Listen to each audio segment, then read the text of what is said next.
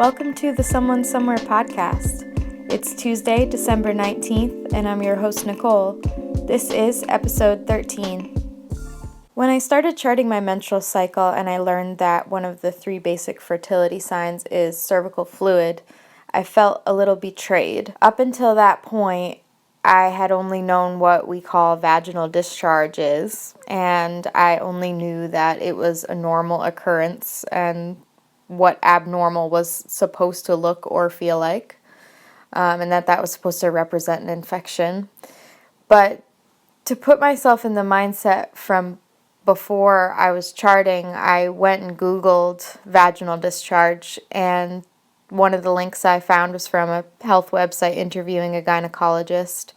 And, she mentions that normal discharge is healthy and something you would expect to have every day. You'll typically notice a clear whitish discharge without any foul odor. You might have a little bit every day or nothing on some days and a lot on other days. Basically, there is a wide range of what is normal, but it is important to know what is normal for your body. So after reading that, again, it pretty much tells me nothing, and it's also a good descriptor of about how much I knew before I started fertility awareness charting. But there is the cultural understanding of cervical fluid or discharge and when it's appropriate, and the patriarchal understanding of vaginal fluid seems to revolve around a man's ability to make a woman wet. And the logical conclusion of that is that she would be available for sex. And so there might be truth to there being vaginal secretions during sexual arousal or during foreplay, but the pattern of cervical fluid and vaginal sensation is the normal revolution of the menstrual cycle and not dictated by any relationship or proximity to men. The idea that we should always be wet is also completely fictitious and derived from an inherent lack in understanding of how the menstrual cycle functions. So there's also that whole thing that really has me interested in the way that people view vaginal fluid. So charting definitely gets you educated on the fact that there is this pattern, and that wasn't something that was revealed to me before, and it was very much a revelation when it was revealed, because cervical fluid can be observed on that clear monthly pattern, and abnormalities in that pattern may exist for someone, but those indicate health or reproductive issues. So in most everyone that has this set of reproductive genitalia, this is what you're working with, and these rules can apply pretty widely. So I wanted to become more deeply educated on cervical fluid, understand how it's produced and what triggers it, and how that impacts my charting and making good, healthy, informed decisions regarding fertility and what I choose to do with mine every month. So in this podcast, I may use cervical fluid and cervical mucus interchangeably, and I was thinking about it, it's really a matter of semantics. I'd consider it more like fluid during the fertile phase, but more like a mucus during the infertile phase, and I notice in the literature it's pretty split. But the first thing, of course, is that we don't even call it cervical fluid or mucus. We call it vaginal discharge. So it really takes the cervix out of it, and it sort of demeans the cervix and says, hey, the cervix isn't important to understanding this process. And now that I do understand the process, I'm like, no, we're going to talk about the cervix. So that's what this podcast is about. Cervix comes from the Latin word meaning neck. So it really reads the neck of the uterus, and the cervix is located between the isthmus gland, considered a part of the uterus, and the vagina. So often the diagram that we see of a cervix depicts it as a narrow opening with a smooth texture, and to me this obscures the fact that the cervix contains several hundred crypts. And these crypts are glands that are lined with cells which make different kinds of cervical mucus. And that mucus is excreted into the cervical canal and below into the vagina, eventually reaching the vulva on your most fertile days. The changes in cervical mucus are indications of a person's fertility, as they're triggered by the hormones corresponding with the different points in the cycle.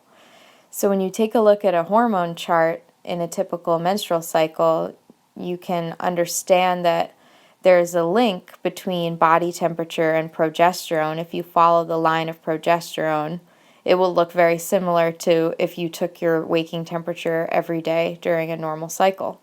It would be low at the beginning half, and in the later half it would rise and it would stay high until the beginning of the next cycle.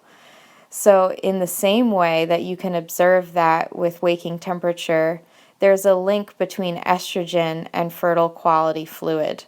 So you see that as your estrogen level is rising, you'll start to see a change in your cervical fluid and the quality and the texture and the feeling of it being excreted. All of these cervical crypts are located in different parts of the cervix. The mucus crypt that's most important for stopping sperm is located at the bottom part of the cervix, like the entrance, you could think of it as. And the fluids needed to help move sperm to fertilize an egg are located more towards the middle and top parts of the cervix. So these crypts provide temporary shelter for sperm during the fertile phase as they journey up beyond.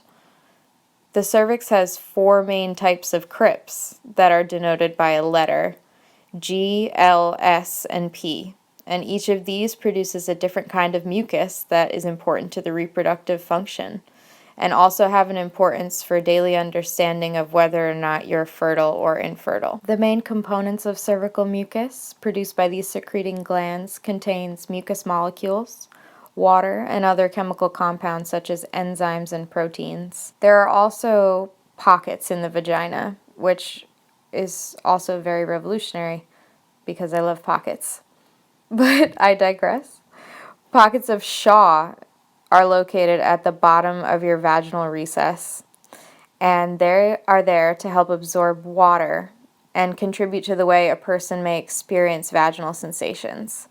So during the fertile phase, the vaginal Shaw stops absorbing as much as it was, and this is what contributes to you being able to feel an exterior vulva wet sensation during that time. So that's a lot to take in, of course. Just that there's this really complex system of things going on, and I just feel like sex education just did not get into this, and possibly even higher education, because I'm astounded at how little people working in the field necessarily know about this, even though there are a few people who have been very instrumental in spreading this information after doing the research. Now that I understand that there are 4 different types of fluid, 3 of which are involved during the fertile window, and the other which is what causes the plug, then you have the vaginal Shaw, which helps regulate the amount of wet sensation that you feel throughout the month.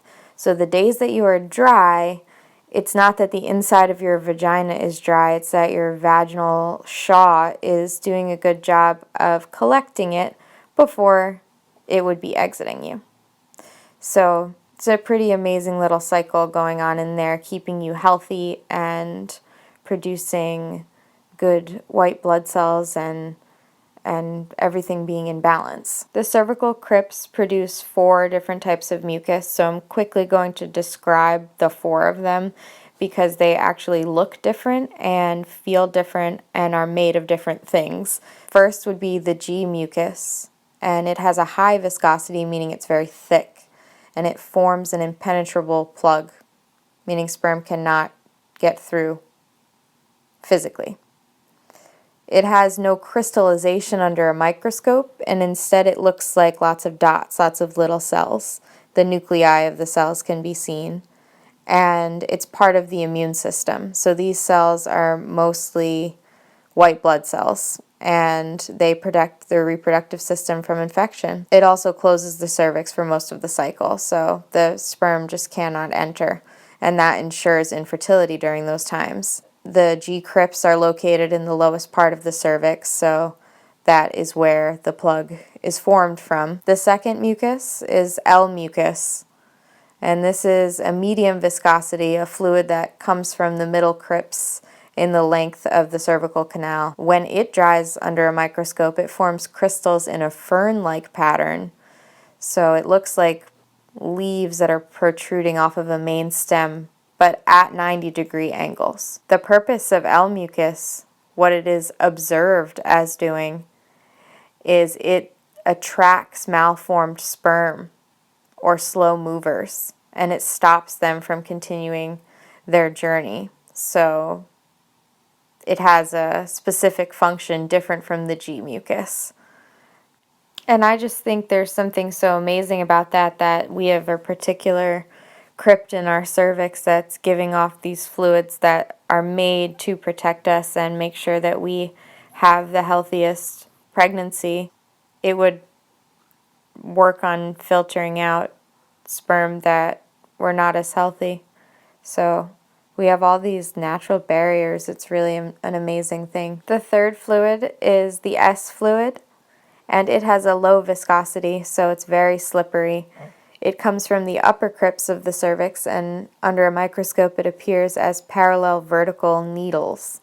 So sperm can move rapidly along the vaginal canal and reach the S crypts themselves in 3 to 10 minutes, which is really quite fast. And it provides both nourishment and channels for sperm transport. And this is what produces the wet lubricative sensation at the vulva, or a wet circle in the underwear during fertile window time. And the fourth mucus would be the P mucus, and it's produced at the uppermost crypts of the cervix, and it's nicknamed P for peak. It mixes with an enzyme excreted from the isthmus, which causes it to dissolve thicker mucus, and also dissolves the S mucus. So it has this dissolving factor to all the other mucus going on at that time, and it causes the lubricative sensation around your peak day. That's why your vulva feels so slippery on that day, is because P mucus is dissolving all the other mucus and everything's loosening up, and that's considered your most fertile day. And it appears hexagonal under a microscope. It has like this onion look to it. And I think it had been photographed as early as 1948.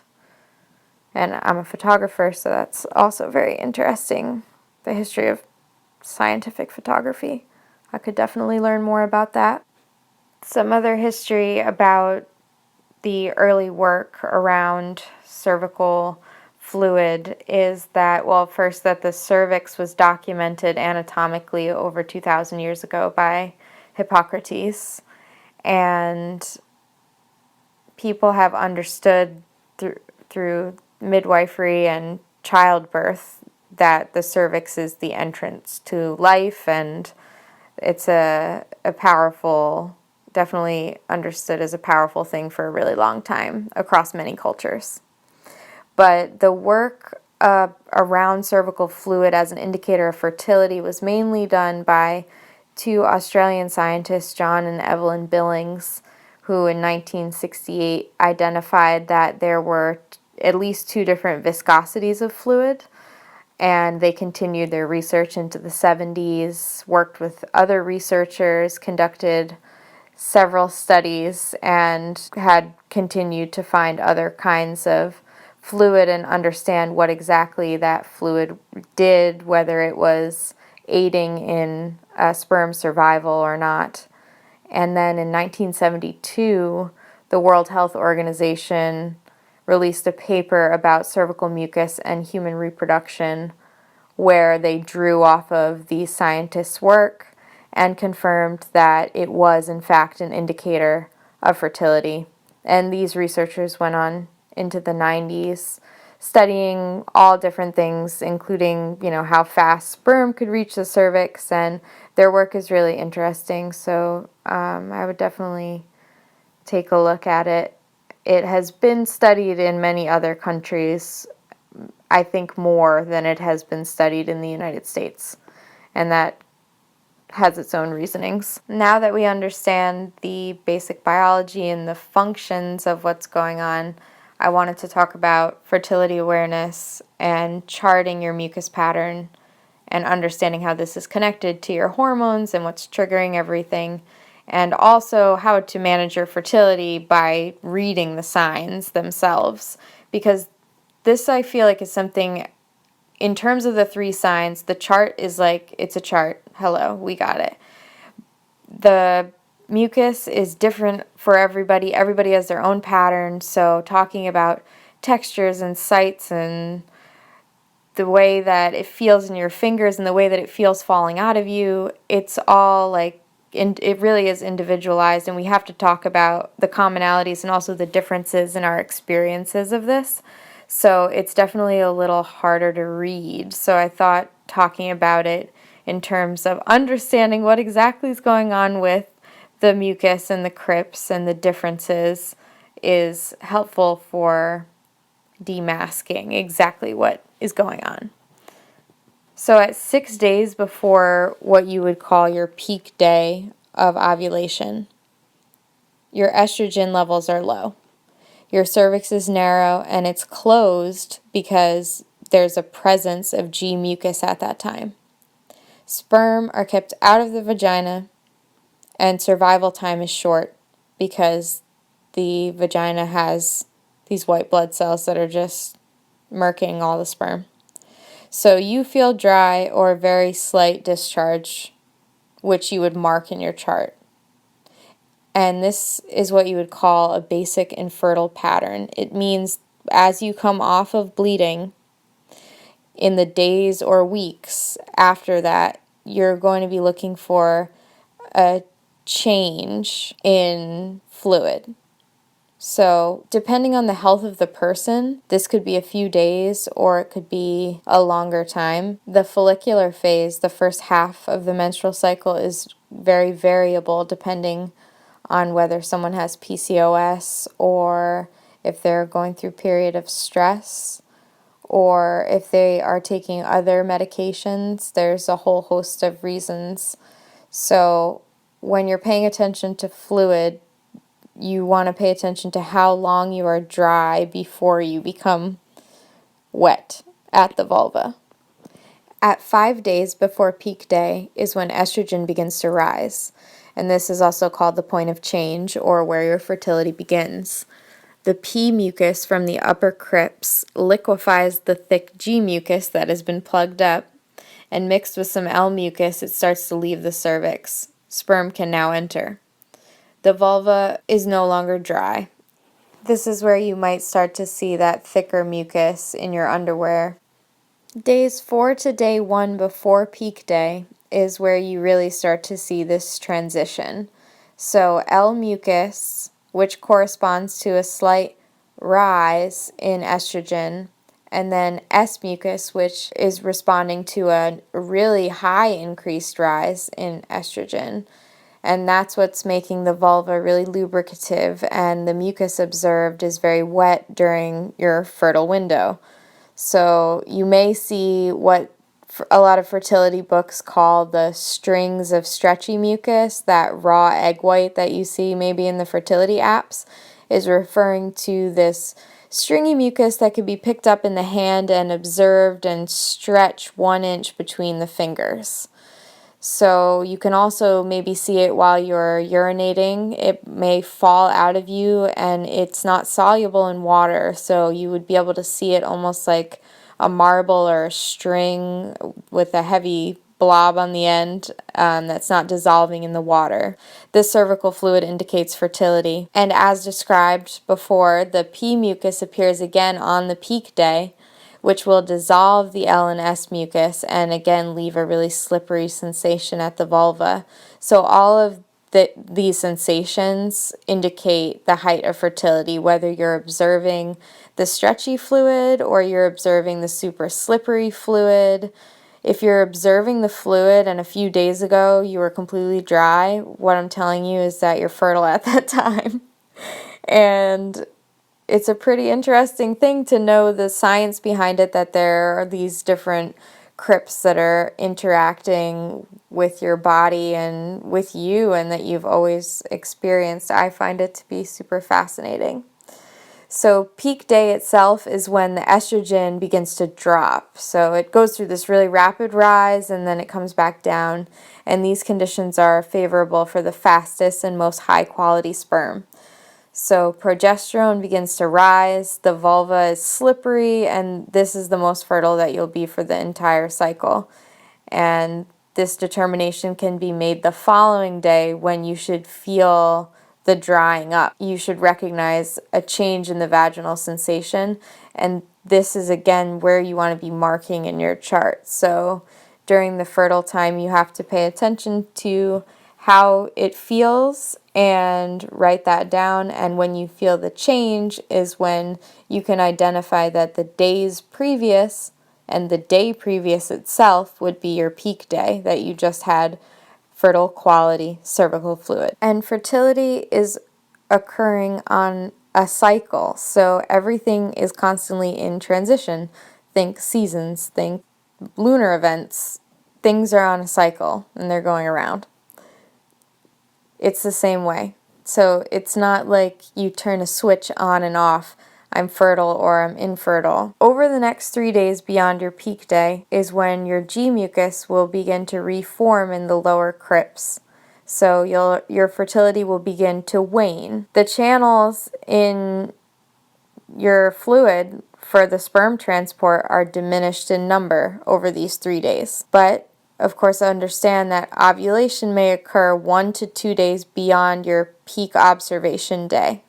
And this is where other biomarkers like the temperature are important because you can get more information and overlap these signs. But the egg or eggs may live up to 24 hours, so you can be considered fertile up to the 4th day beyond peak day. The vulva would be dry or sticky during this change. After peak day, the 3 days beyond, you should stop feeling lubricative sensation entirely. And this is because of rising progesterone and also those pockets of Shaw at the lower end of the vagina, which absorb the moisture before it even reaches the vulva.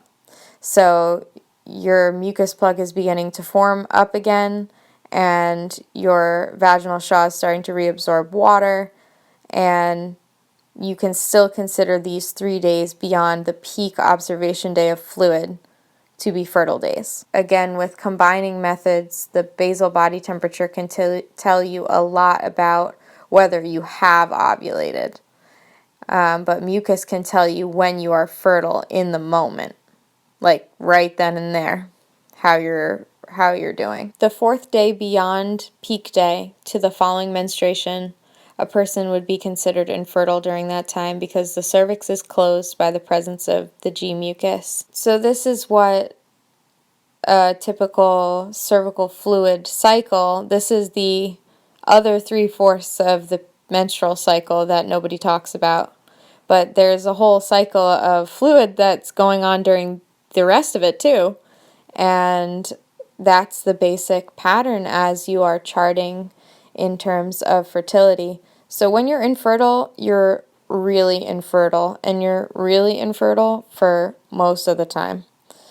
So one way that we can check our cervical fluid easily is through external checks without having to be invasive to the body in any way.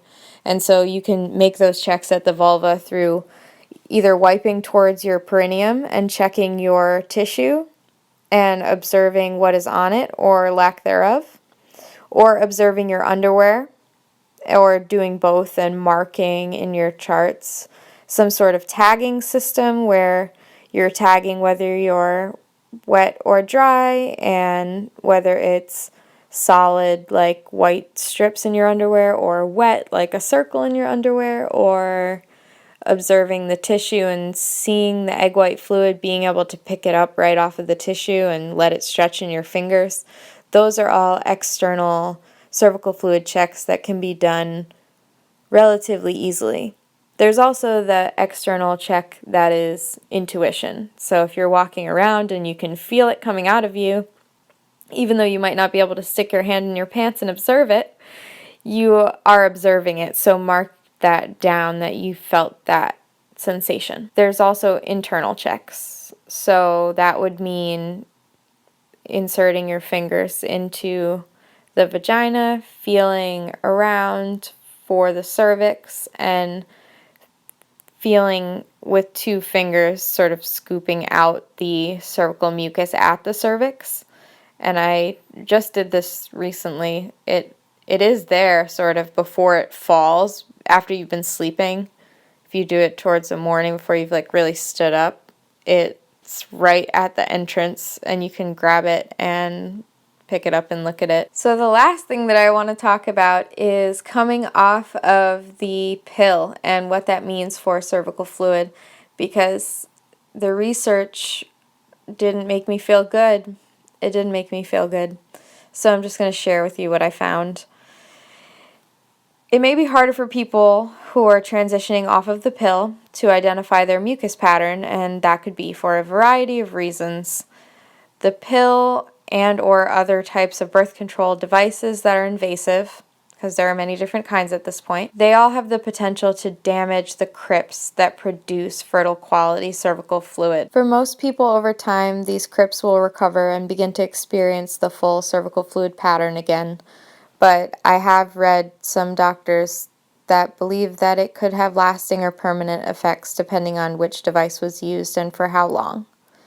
Another thing that's noted in the research is that wet and slippery sensations are much shorter for women that are approaching menopause, and also women who have had a long history of pill use.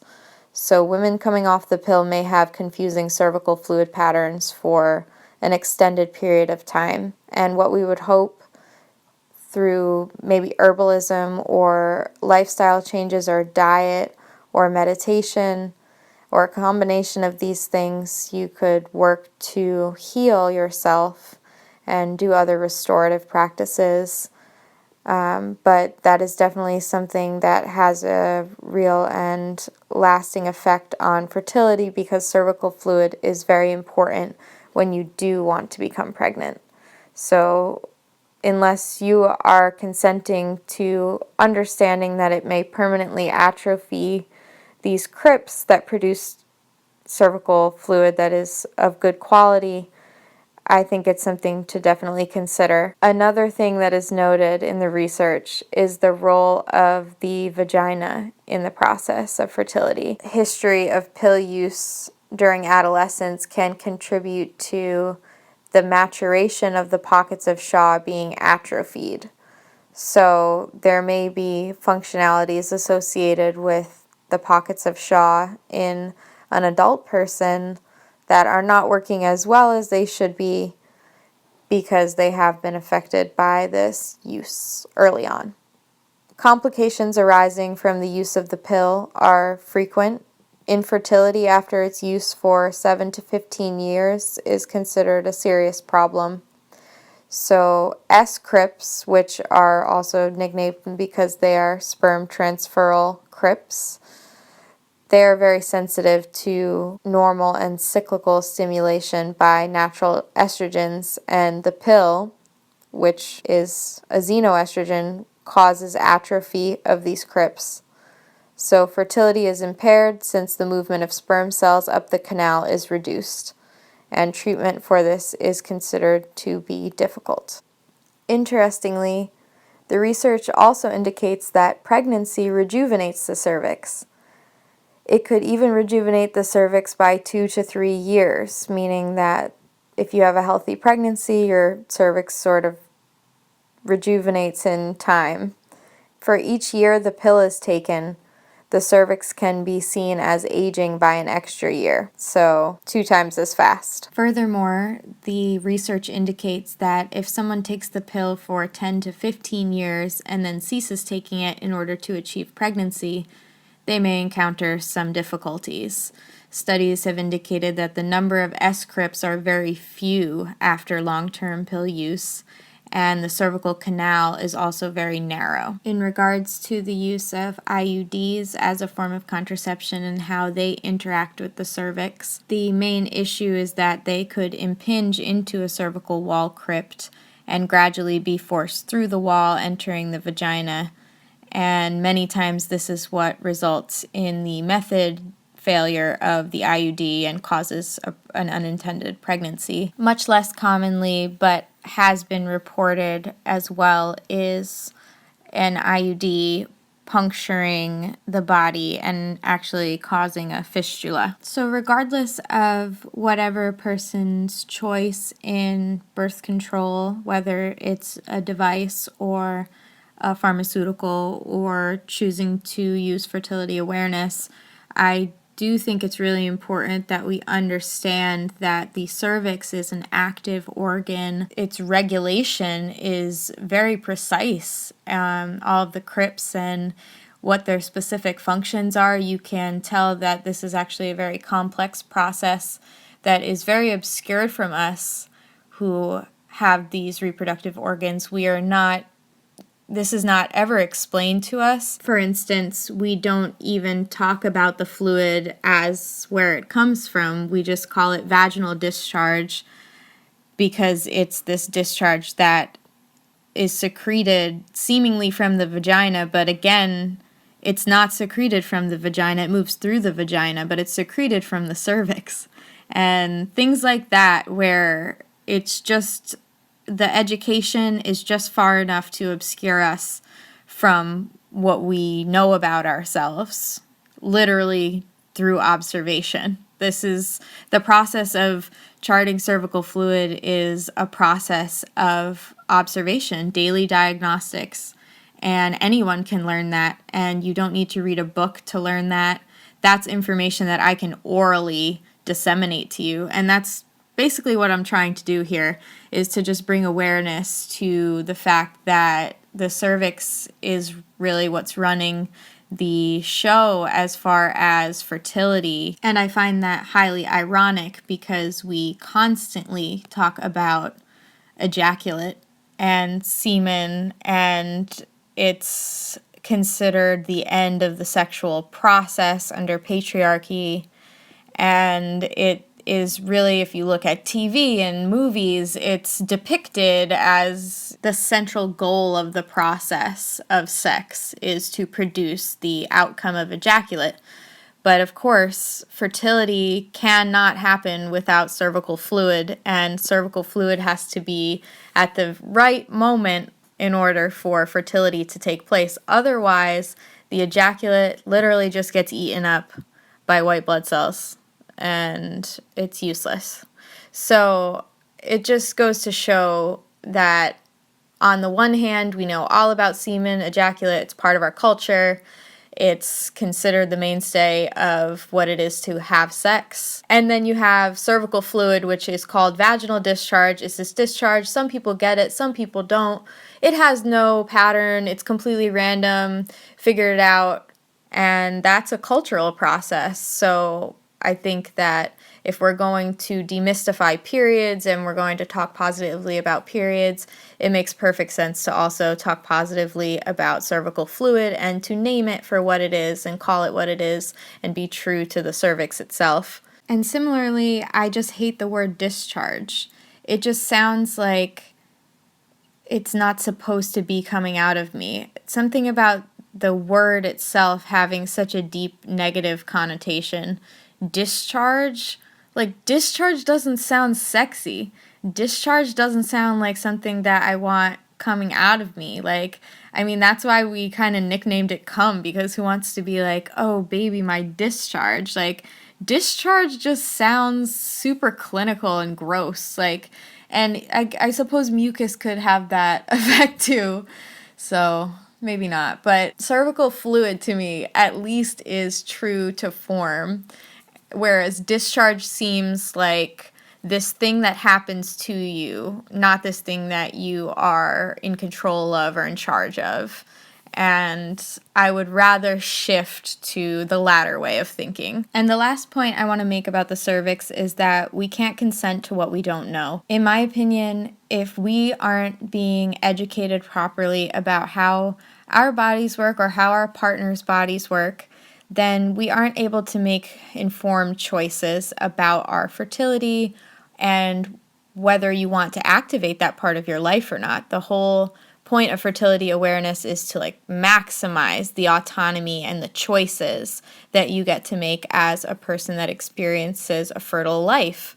I hope this was able to educate you about how special the cervix is and also how active it is. I didn't even get into how it moves or how it really opens or closes because there just simply isn't enough time. I only got to talk about the fluid, but I hope that it definitely clarified how active the cervix is and how important it is to menstrual health. And of course, if you do want to activate your fertility at any time, it's absolutely the most important thing that you have to make sure it goes well.